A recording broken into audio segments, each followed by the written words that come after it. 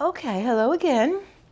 All right. Well, last time I said that we would discuss how it is that capitalism contributes to the solution of the economic problem that faces every human being in every society. When I'm through with that, then we will explore the opposite viewpoint held by within socialism and planned economies more generally. I always debate when I'm teaching this course whether I should begin with capitalism or with socialism. I'll start with capitalism because it's a little more difficult to understand, and we probably have to go into a little more detail than we do when we get to the socialized systems. So we said, and before I begin, there's a couple concepts that I need to define for you, very commonly used concepts in economic theory that you need to be familiar with before, before we proceed.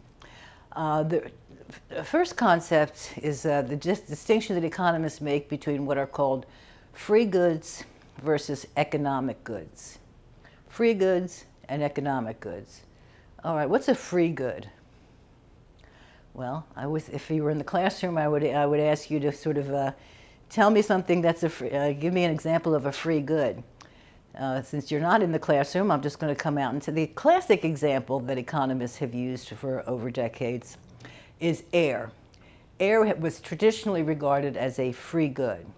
A free good, by definition, is one that exists in such plentiful supply, naturally, that everybody on Earth can have as much as they want without having to give up anything to get it.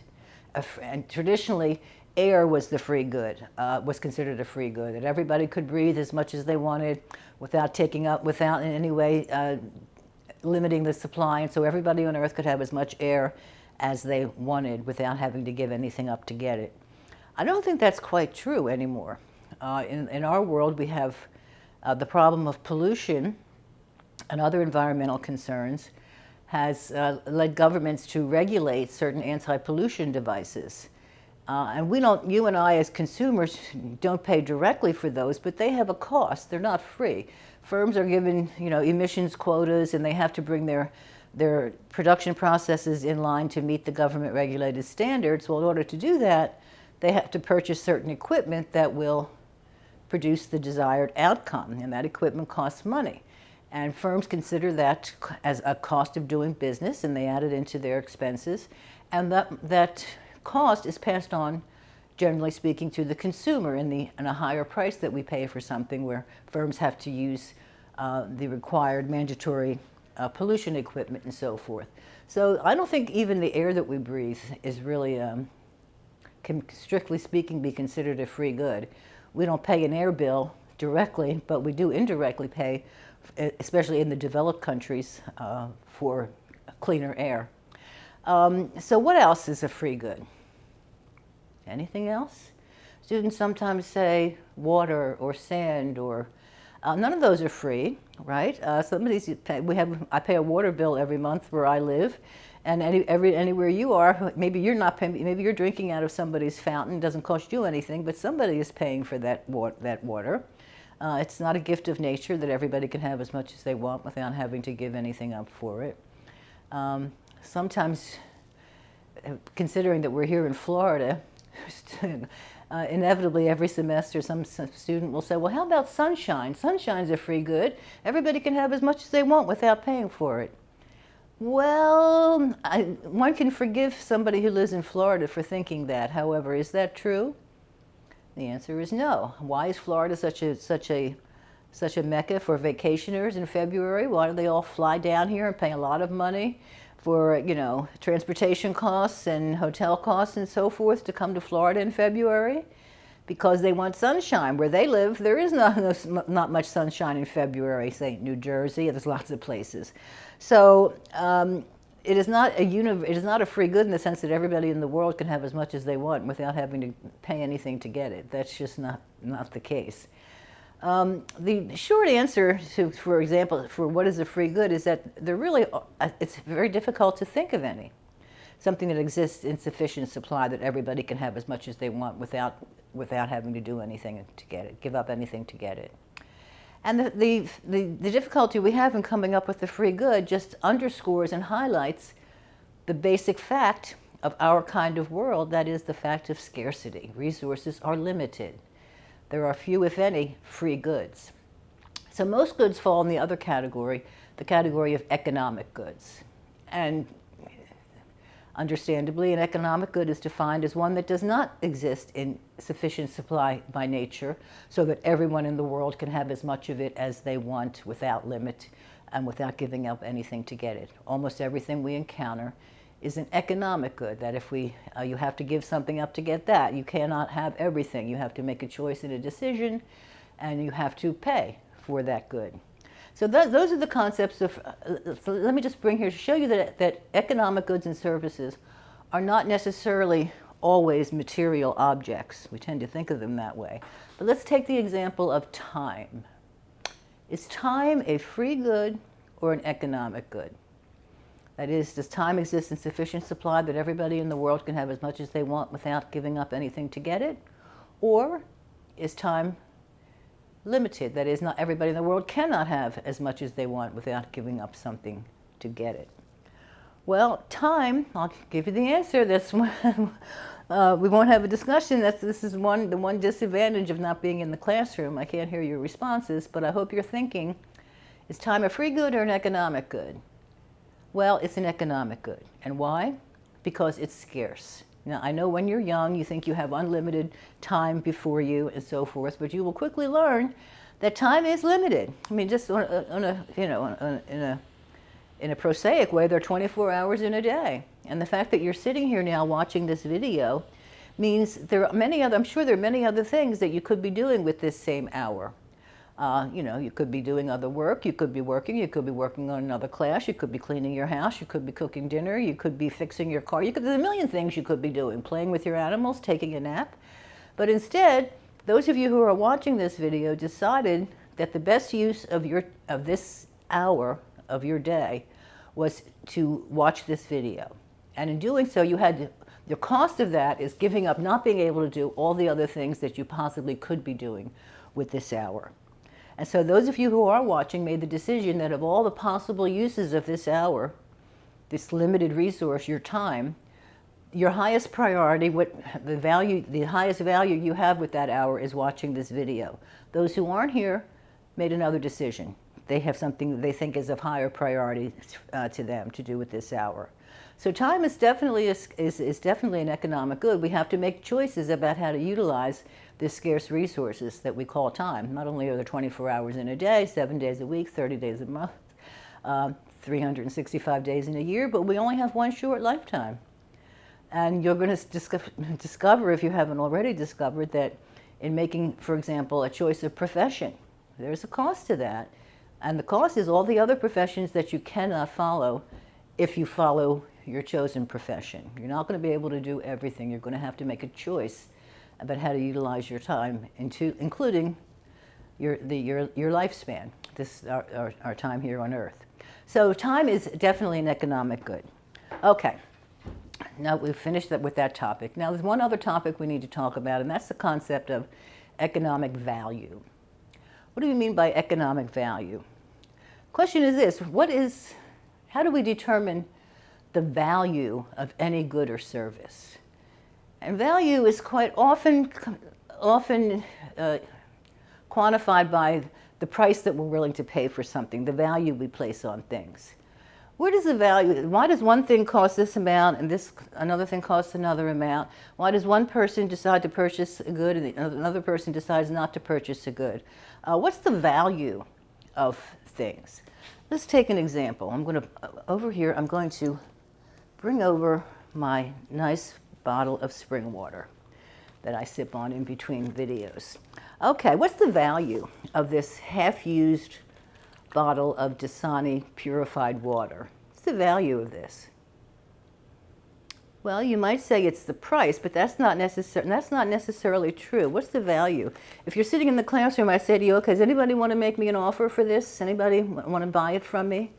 Anybody want to offer me anything, a penny, a nickel, a dime, $1, $5? And I'm pretty willing to guess that for the most part, nobody's willing to offer me anything for a half-filled bottle of spring water in the middle of Florida, you know, when there's all kinds of things around you, especially, you know, when I've been drinking out of it, right? Okay. Most of the time when I ask students if anybody wants to offer me anything for my water, I get no response. Nobody wants to buy anything off of me.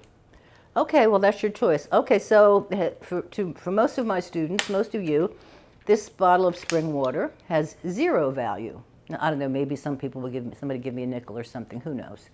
But generally speaking, it has very low value and maybe 0, probably 0. Okay, that's fine. But now let's change the circumstances. Let's change the scenario. Now let's sort of use our imagination to pretend that we've all gone on a field trip and you're sent out, your entire class was sent out to Death Valley in California to go make a big trek across the desert for some reason or another. And let's further assume that on this little trek out in the desert, you all get lost. And you're wandering around in the desert for a couple of days. And things are getting kind of desperate. You're getting thirstier and thirstier, and there's no water. And you're, let's say after, I don't know how many days before people die without water, 3 or 4 or 5. I mean, it probably varies by person. But there is a time at which you will die if you don't get water. So let's say you're reaching that point, right, where you're on the verge of death because you really need water. And let's say magically I show up in the middle of the desert and I have this very same bottle of water with me. Now, provided you don't kill me for the water, I'm going to ask you again, does anybody want to make me an offer for this water? And which is just another way of saying, does anybody want to make me an offer to save their life, right? Because that's what the water means at this juncture. Now, what do you think? What kind of offers do you think I'm going to get under those circumstances? Quite a lot higher than the 0 when you're sitting in the classroom surrounded by tons of water. Now this water becomes of life or death value to you, and most people would be, depending on how much you value your life, you might be willing to offer me all your future income, right? For example, or mortgage your house. Who knows, right? The sky's the limit here. Now why? Why is the bottle of water worth 0 to you sitting in the classroom, but hundreds of thousands, if not millions of dollars, if they're out in the desert and I show up and have the water when you're on the point of death from dehydration? Because the value of this bottle of water is not in the bottle. Nobody cares. What matters, all economic value is what economists call subjective or imputed value.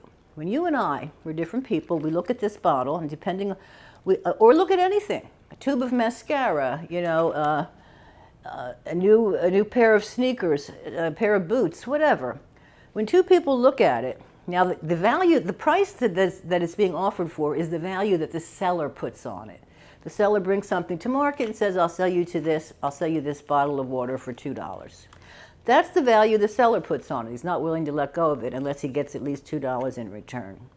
But the buyer comes along and looks at the same water, and every time we're considering purchasing or not purchasing, what we're doing is we're saying, given my priorities, given my budget, given my circumstances, what is that water worth to me? If you have 10 cases of water sitting at your feet, another bottle of water is probably worth nothing. If you're almost on the verge of death in the desert, another bottle of water could be worth hundreds of thousands, if not millions of dollars to you. The value is not in the object. So where is the value then? It's in your mind. It's in our minds. It exists nowhere else. We look at the same object. I'm willing to pay. I always wonder people who buy these expensive phones, which I'm sure most of you do. To me, that just does not have value. I would never pay $600 for a cell phone or whatever they cost. Under no circumstances would I do that. And yet people do it all the time. Why? Because when I perceive that object, thinking my own circumstances, my own values, my own needs, it's not worth it to me to pay that money. Many other people make a different conclusion. They look at it and it's perfect. They're perfectly fine with it, and they hand over the $600. So what's the value of the cell phone? The value to the seller is how much the seller is asking for it, but the value to any consumer is value that we attribute to it as we perceive it. We impute value to things. It's not in the thing. The cell phone or the bottle of water in itself does not have an objective value. A way of understanding this is to say that economic value, like beauty, is in the eyes of the beholder, right? What's beautiful? Well, I see something, I think it's beautiful. You see the same thing and think it's ugly. I look at that bottle of water and think it's worth hundreds of dollars. You look at it and think it's worth zero. Tube of mascara. You know, a young woman might be, like such as myself, or a woman might be willing to pay $20 for a tube of mascara. My brother will look at the same thing and wouldn't pay a penny for it, right? Because the value is not in the thing, it's in the mind of the person perceiving it. So economic value is always, under all circumstances, subjective value. That means I'm the subject, you're the subject. We impute value to things. It's not in the thing independently of our perception and our values and our circumstances. Okay, so those are just some couple basic concepts. We'll return to them as we explore how the economic process works, how the market process works. But keep in mind, there are free goods and economic goods, and economic value is always in the mind of the perceiver, of the consumer, or the seller, depending. Okay, now on to how does the market process contribute to the solution of the economic problem? Remember, once again, what are we looking for? We're looking, how do we use, what's the best possible use of scarce resources? In other words, what goods and services should be produced, and what's the lowest cost way of producing them? That requires that we have a certain amount of knowledge. We have to know what goods and what the available supply, the inputs, what's available to be fashioned into goods and services, and we also need to know what people need or want. Well, how do we get this information? It's crucial. Otherwise, we're just planning in the dark. We're just making things up. We need to know if we're not to waste scarce resources producing things inefficiently or producing things that people don't need or want. So how do people, the individuals in a market economy who have individual property rights, how do they make these decisions? How do they know what to produce and also to know what to consume? Start with production first, because remember, production necessarily precedes consumption. You can't consume something that hasn't been produced. So maybe some of you are fledgling entrepreneurs, want to go into business for yourself. And so you want to produce a good or service that other people, in their own subjective evaluation, value enough that they're willing to hand over the price that you're asking, that is the value that you put on it. If that happens, an exchange will be made. But you need to know what to produce. So how do you know? Out of the almost infinite kinds of things that could be produced, you're trying to produce a thing that other people are going to want to hand over their money and purchase from you. And how do you know this? Yes, people do market research and all this kind of stuff, but that's all secondary. The way that we obtain the necessary information to make rational economic decisions with respect to production and consumption in a market economy is a way that not one person in 1,000 or 1,000,000 would ever guess. I must tell you, when I first learned this, it's really kind of stunning. It really makes you believe that that God's providence is operating in our world, because it seems unbelievable. And nobody ever invented the market process or the price system, but here's how it works.